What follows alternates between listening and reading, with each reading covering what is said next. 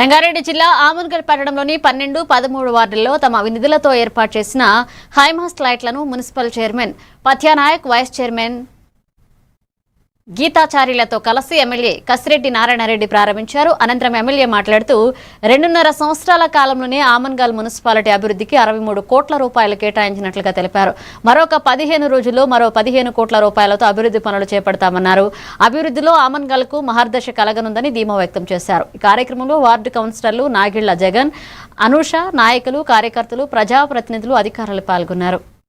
తర్వాత మొట్టమొదటి కొత్తగా ఏర్పడినటువంటి ఈరోజు ఆమన్గల్ మున్సిపాలిటీ కొత్తగా ఏర్పడినటువంటి పాలకవర్గం ఎన్నికలలో మరి గెలుపొందిన తర్వాత మొట్టమొదటి కార్యక్రమం 2 ఐమాక్స్ లైట్స్ ఈ 12వ వార్డులో ఇప్పుడు మనం ఉన్నాం. ఇక్కడ ఐమాక్స్ లైట్ ఏర్పాటు చేయడం జరిగింది.